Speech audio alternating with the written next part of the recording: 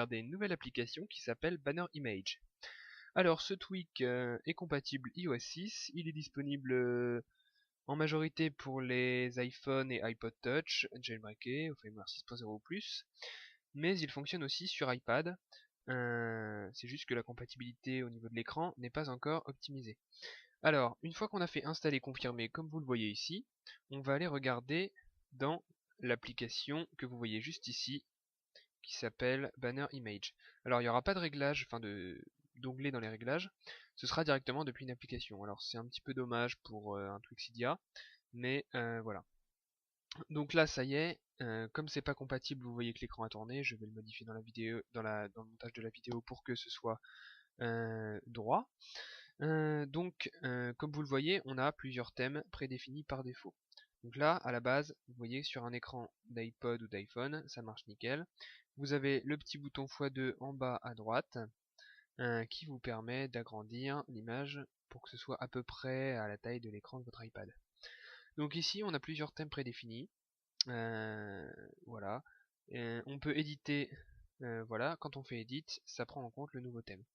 Alors, le seul truc qui est dommage dans cette application, c'est que on n'a pas de prévisualisation du thème prédéfini par défaut. Il faut forcément l'activer, comme vous voyez, et puis attendre de recevoir une notification, ou alors s'envoyer un e-message. Mais c'est pas forcément très pratique, donc c'est un peu dommage. Sinon, on peut créer son propre thème. Donc vous voyez, on fait New Theme.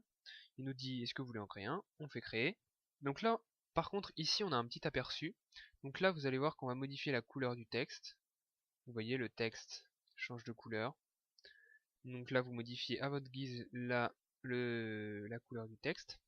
Alors un petit plus que je pourrais apporter à cette application, ce serait d'avoir des cases ici à cocher. Des cases, vu que c'est sur 255, hein, des cases à cocher où on puisse mettre le nombre la quantité de couleurs qu'on veut. Par exemple, si on veut du 125, 125, 230 et 0, et bah on puisse les rentrer là. C'est un peu au feeling comme ça. Et si on veut une couleur qu'on a trouvée sur internet avec un code soit en hexadécimal, soit en RGB, et bah c'est pas très pratique. Mais bon, ça reste quand même assez bien fait. Ensuite, on peut choisir un background, donc il nous propose d'accéder à nos photos. Alors, j'ai pas vraiment compris l'intérêt, à moins que vous ayez des photos que vous ayez enregistrées sur votre appareil, de la taille d'une notification. Alors là, à ce moment-là, oui, ça peut fonctionner. Mais sinon, j'ai pas trop compris l'intérêt. Bon, j'ai refusé l'accès aux photos puisque c'est des photos assez personnelles. Et donc voilà, vous pouvez choisir un background pour votre notification. Une fois que c'est fait, on fait save. Et nous demande d'entrer un nom. Donc on va mettre test. Ok. Et là, dans les thèmes ici, on a marqué notre test. Donc ici, si on fait edit, on peut aller, du coup, le bouton ici, je sais pas trop à quoi il sert. On peut aller dans le test ici en appuyant sur la flèche. On peut renommer le thème. Donc il nous propose test vidéo. Voilà. Donc là, notre thème va être changé. Et puis, on peut éditer le thème. Donc on peut du coup modifier la couleur du texte. On fait save, on fait OK. Et voilà, ça y est. Donc là, on clique dessus. Donc on fait edit, on fait down, et ça y est, le thème est configuré par défaut.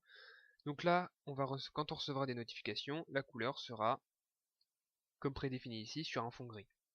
Alors, j'ai pas encore testé si ça rendait très bien.